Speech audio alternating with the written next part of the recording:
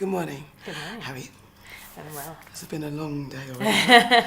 Mary Beth is described as wanting to fly under the radar at her role in the Treasury, but in contrast, in all your acting roles that you've taken on have been quite in your face. So how did you prep for this role?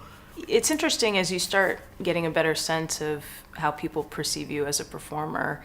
And, I'm not quite sure how it's come to be that I've had certain roles that have been, kind of larger than life, because in actuality, I'm a bit more reserved. Okay.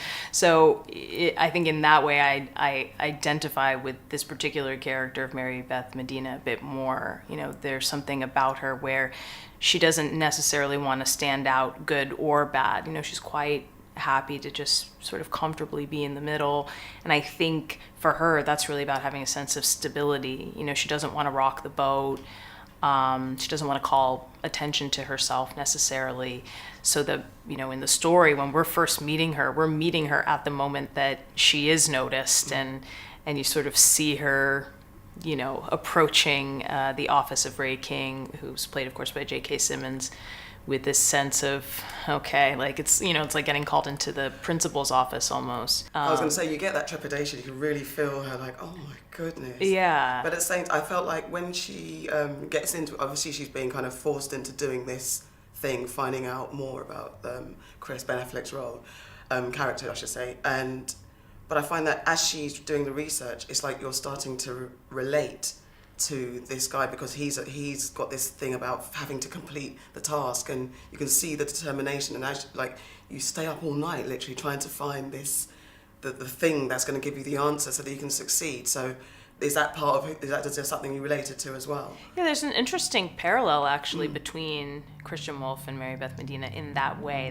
the sort of the drive that you see them both have, but for very different reasons, of course. And what's cool with Mary Beth is that there is an evolution. When it starts out, the stakes are very high for her, the personal stakes, in terms of why she has to resolve this question of who is the accountant.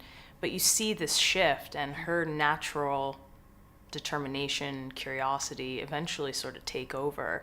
And there's a real sense of pride and ownership in the fact that as she sort of gets a step closer and another step closer, it's like that moment of discovery of like, I'm going to solve this. I can do this. And I think even that quality is something that Ray King does pick up on. There's a reason out of all of the analysts in the building, there are a few reasons why he selects Mary Beth specifically over anyone else.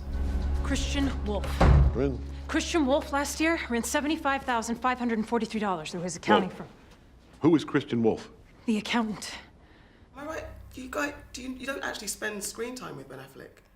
Yeah, I stare at his picture quite a bit. Yeah. So how do you, I suppose, I know it's acting the role, but how do you then channel that sense of urgency? You're chasing someone that you actually never get to, or maybe as an actor, you don't spend time with the person that's the focus of your role, essentially. So how did that even work? Well, it's an interesting challenge because you recognize that, for the audience, you do need to project the urgency, because the stakes for the audience as well, as you're getting closer to the truth, they also are getting closer. So there were definitely interesting days where I had to stare at a blank computer screen or listen to sounds that weren't there, to have that sense of, I'm getting closer, because again, you understand that you're sort of helping move the story forward for the audience's sake. So as an acting challenge, it really is, it becomes that thing of, this is where your imagination kicks in. You have to kind of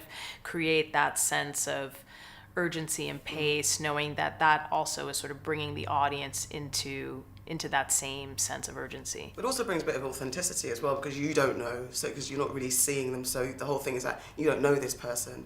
So it's kind of better that you don't have that actual real person in your mind, because I don't know what I'm looking for, in a sense. Yeah, I don't know that it would have been necessary to have spent a lot of time with Ben for this particular role.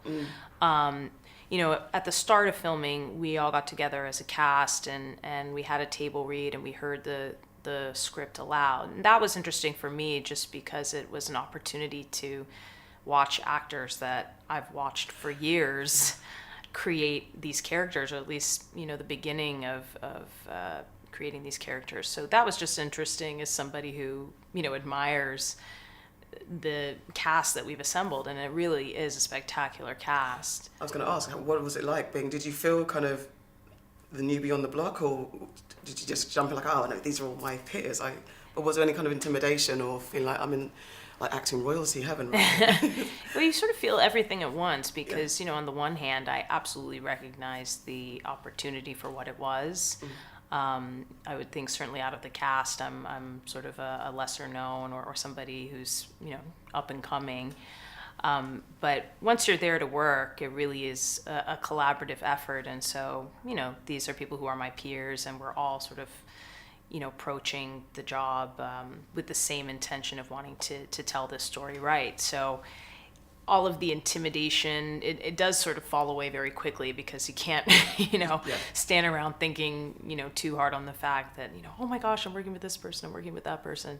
And, you know, really our sort of fearless leader, our director, Gavin O'Connor, he really set the tone for the making of this movie. And, you know, it was a real honor and privilege just to feel like, you know, I was being led by someone that I really trusted and also was, you know, being heard in terms of the conversations we had before we got started on, you know, who is Mary Beth? Why does she do the things that she does? And so in that sense, it was really exciting to create a character really from the ground up. You know, we don't have source material for this movie. It's not based on a book or a pre-existing story. So that's an exciting thing as an actor, to have a chance to really start from scratch in a way.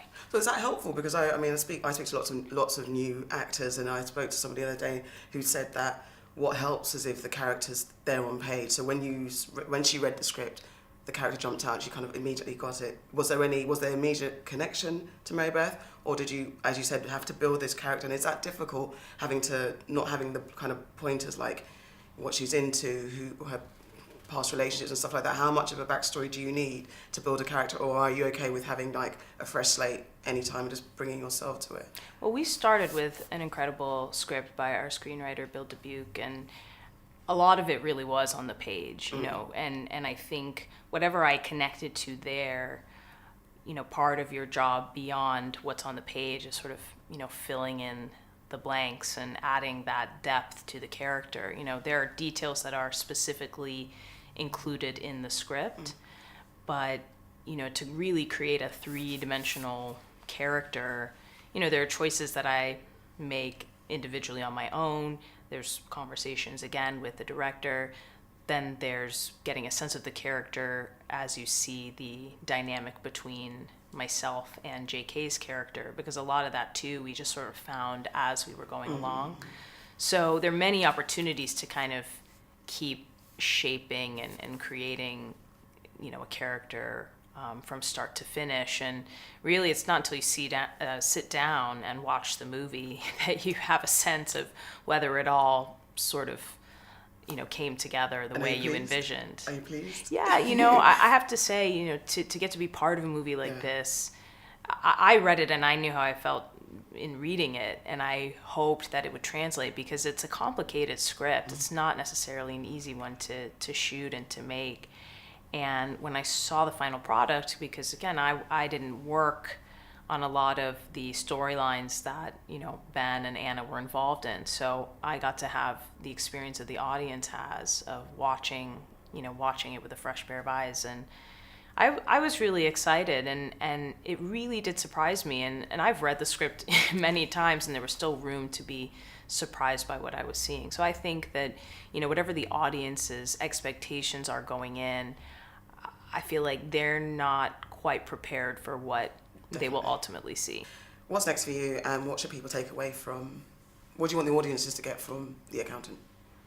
Well, from The Accountant, I am excited at the idea that people are going to be left wondering, and I feel like that's the feedback that I've been getting is, you know, when the credits roll, you want to know, well, what's going to happen to these characters, or what happens beyond, you know, the movie. And that's always a nice feeling, that these characters stay with you.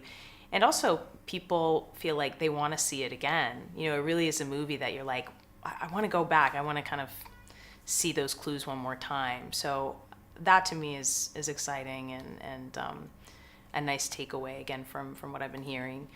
And in terms of what's next, I have a series in the States called Shooter. It's based on the Mark Wahlberg film and executive produced by him as well. And so that's going to be coming out stateside in November. And hopefully the rest of the world will have a chance to check that out as well.